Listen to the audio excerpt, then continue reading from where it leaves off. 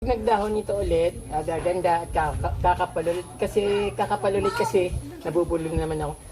Napakarami niyang sanga. So pag nagdahon siya, magiging maganda ulit. Kaya dapat dapat laging pinuputol yung mayana kasi pag pinabayaan mo yung mayana, namumulaklak siya, din kapag namumulaklak, din matutuyo na siya.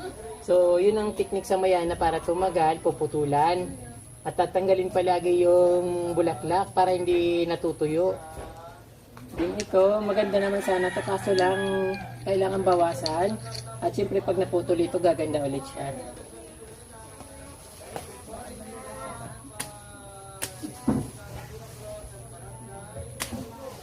Sorry ka from there, wala kayo dito. Maganda sana itong mga pananim.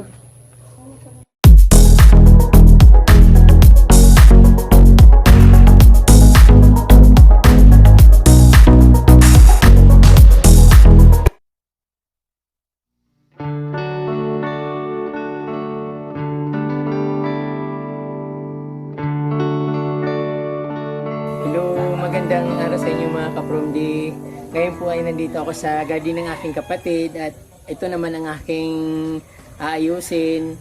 Although okay naman siya pero hindi niya inaayos ng para mas magandang tingnan. Pero kung bago lang po kayo ka-Promdi sa aking channel, huwag niyo pong kalimutan mag-subscribe muna at i-share po yung video. Siyempre huwag niyo pong kalimutan i-touch po yung notification bell para updated po kayo sa aking mga bagong post na videos.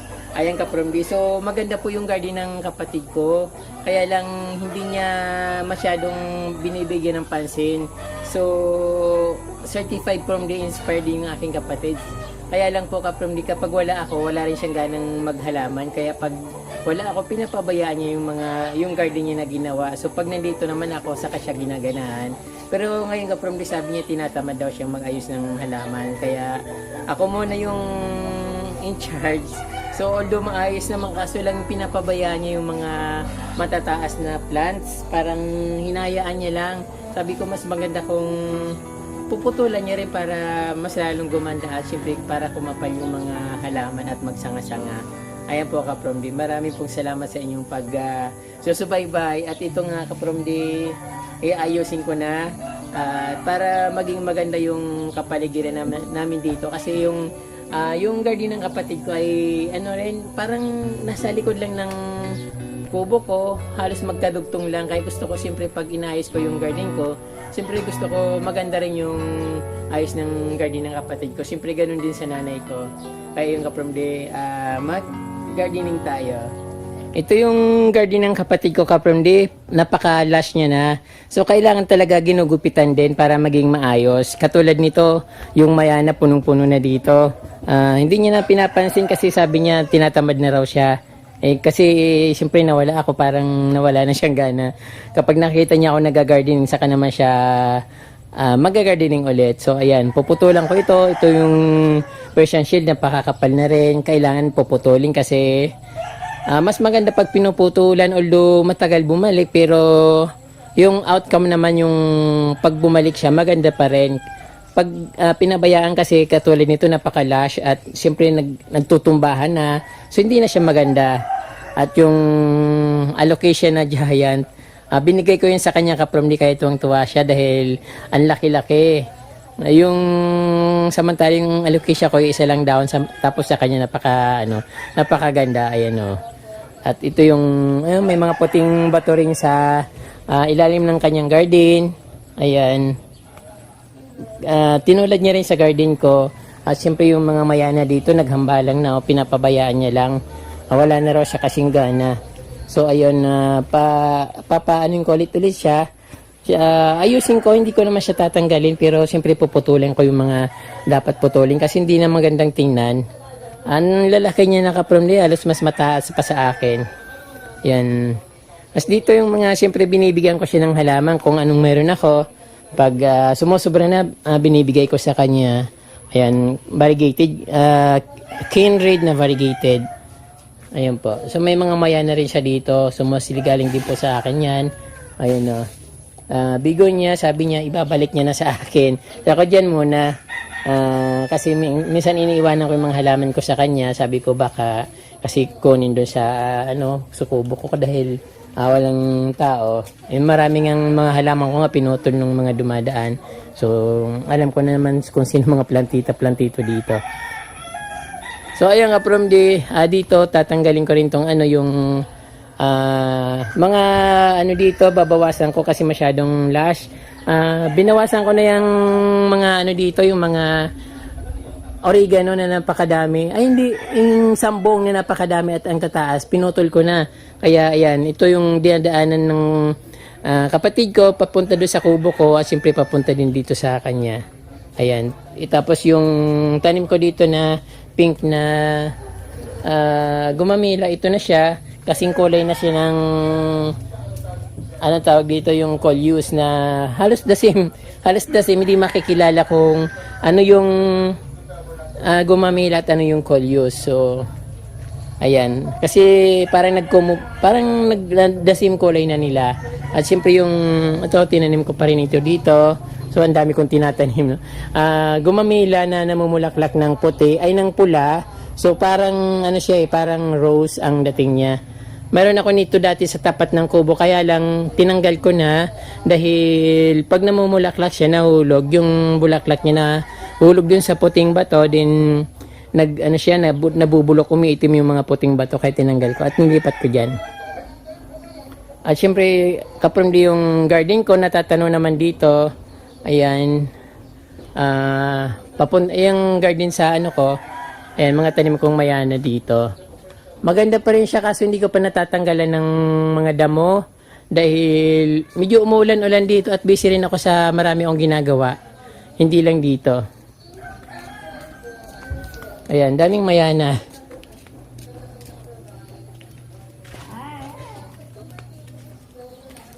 Mayroon din dito sinya na namumulaklak. Ayan. At ang ganda ng bulaklak niya, yung bulaklak niya hinog na, so pwede na ulit siyang itanim.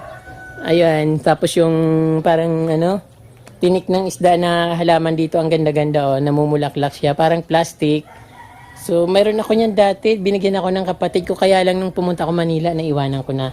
Hindi ko na asikaso, hindi ko na napansin.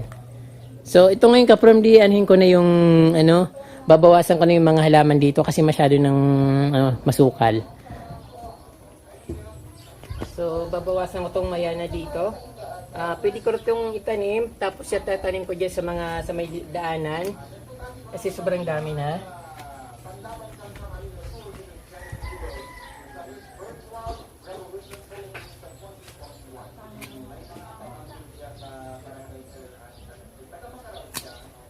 So, tinatanggal ko yung yung medyo walang sanga, kasi yung sanga pwede pa siyang yumabong ulit para gumanda. Ayan, para mga ilang linggo lang, balik naman sa dati, yung dating mayabong na mayana, kaya ayun, gaganda ulit siya.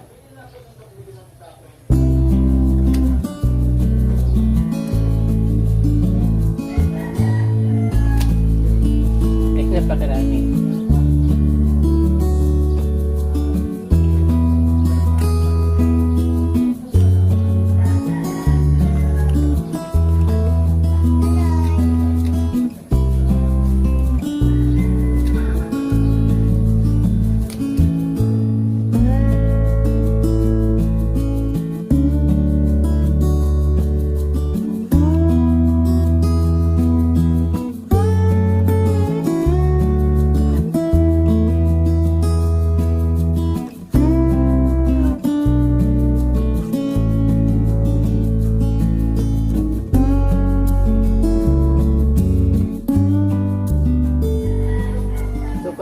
Masyado, hindi ito magandang tingnan dito.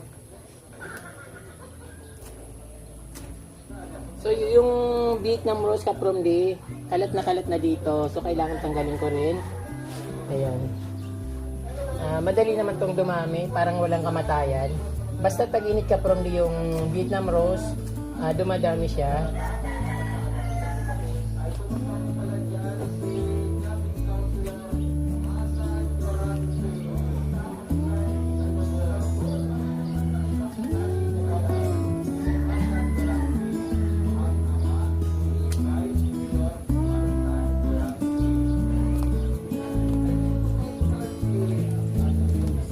babawasan ko rin ito.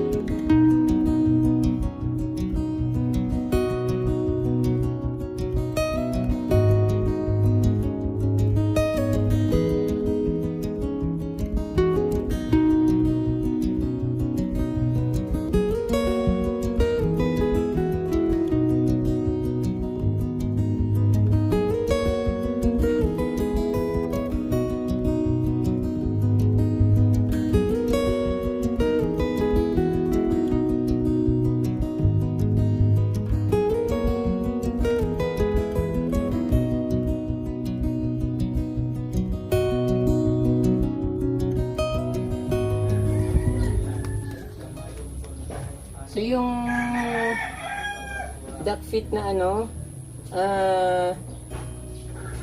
kulyos napakadami. Dapat ito tinatanggal.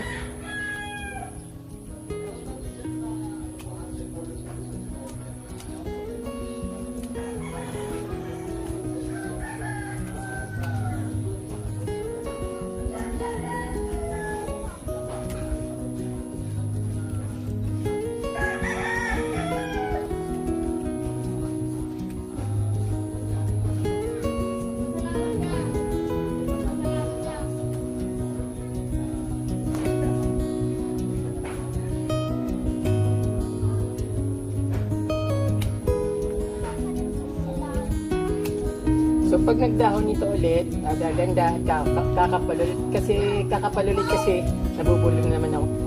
Napakarami niyang sanga. So pag nagdahon siya, magiging maganda ulit. Kaya dapat dapat laging pinuputol yung mayana kasi pag pinabayaan mo yung mayana, namumulaklak siya, din kapag namumulaklak, din matutuyo na siya.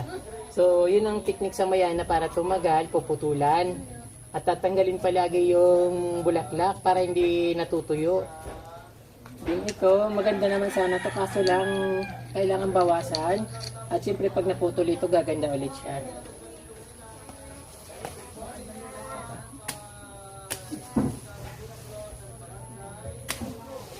Sorry ka from Lea, wala kayo dito. Maganda sana itong mga pananim.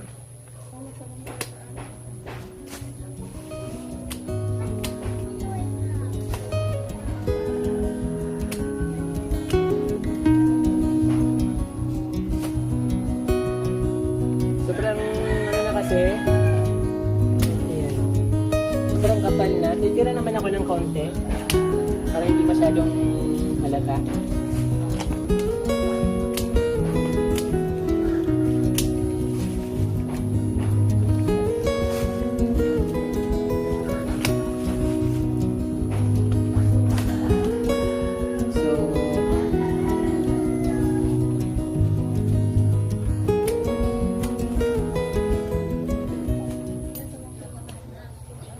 Tira ko na lang ito para at least kahit paano magandang tingnan. So pag kapag nagdahon na ulit siya, saka ko puputulin itong matataas.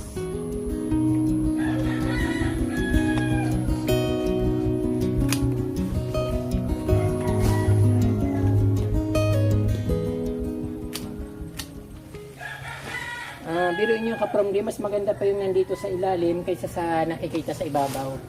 Kasi nakikita yung mga design, yung mga puting bato.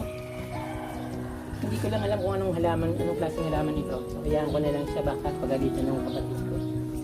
Masyado ko lang pinakaalaman. Ito lang bawasan ko.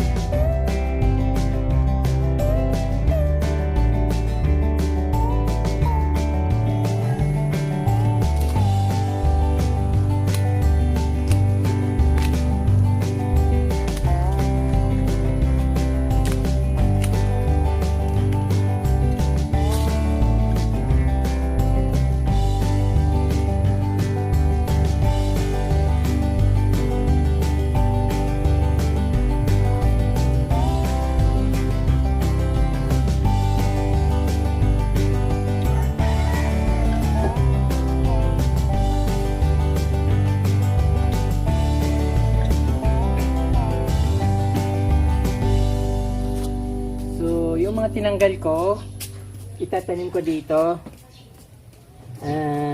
Ang dami na nito. Hindi ko na to didiligan kasi pag tinanim dito, kahit na hindi didiligan, tuloy-tuloy naman yung tubo niya. Gumaganda na siya. Alam nyo kaprom, din napansin ko, magandang i-mix yung Persian Shield saka yung Mayana. Kasi yung kita nyo itong Persian Shield, yung dahon niya maganda. Minsan kulay pink na purple, parang gano'n, tapos may silver.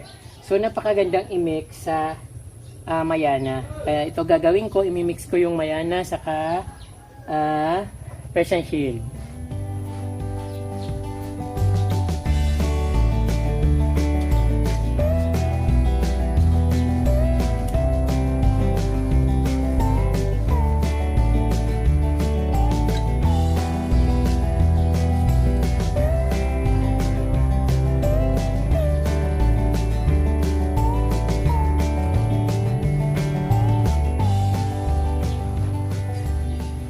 Pag nagtatanim dito ka from D, wala nang mga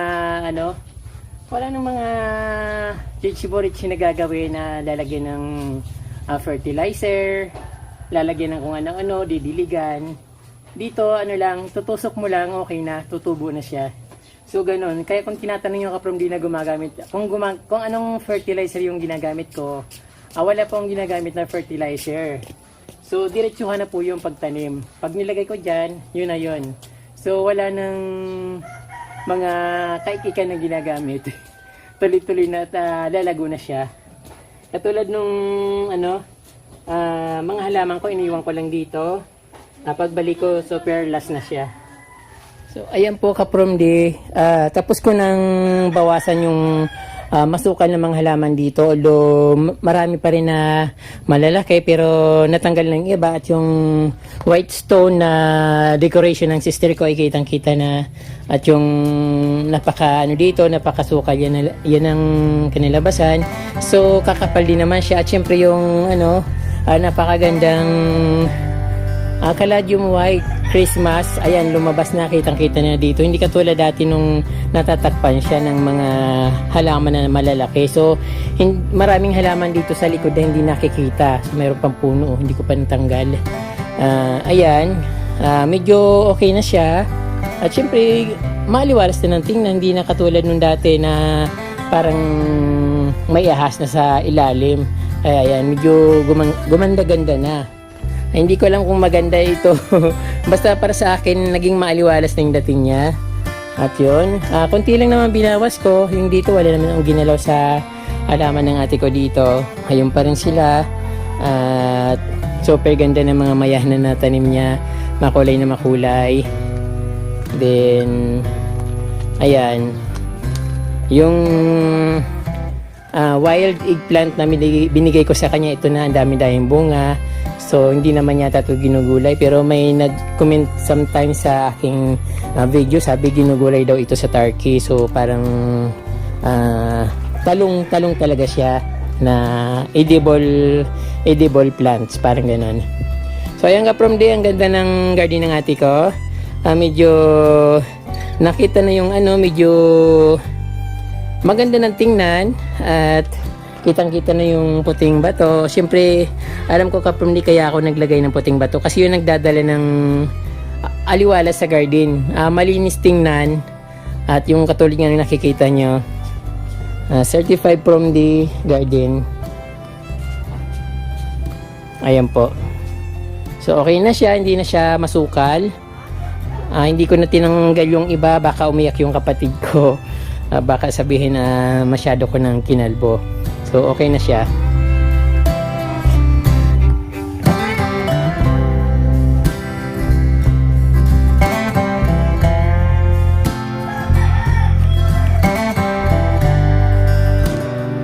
At dito naman kaprom di sa side, yung daan papunta sa aking kubo. So, binawasan ko ng maraming damo dito. Yung mga sambong na makakapal. Ulitin ko rin yung sambong. So, tinaniman ko na siya ng ng mga halaman sa ilalim. So wala nang diligan yung kaprom di. Tuloy-tuloy naman yun kahit hindi kami nagdidilig dito, okay lang. nalalanta siya, pero ganun din naman, babalik, didiligan mo naman, malalanta din naman, pero babalik din naman siya sa dati. Ayun. So medyo hindi ko pa nabawasan ng alisin ko rin tong mga gabi dito. Kaya lang binabantayan ako ni nanay. Alam kong gusto niyang halaman yung gabi. Kaya lang hindi na magandang tingnan kasi puro halaman, tapos hindi naman kasi ginugulay. Kung gugulayin, okay lang sa akin. Kaso lang sabi niya hindi po, ayaw nilang gulayin kasi yung deposit ng CR nandito sa likuran niya, kaya parang nadidiri sila. So kaya tatanggalin ko siya, ililipat sa iba at itatanim doon sa talagang taniman ng gulay. Ayan.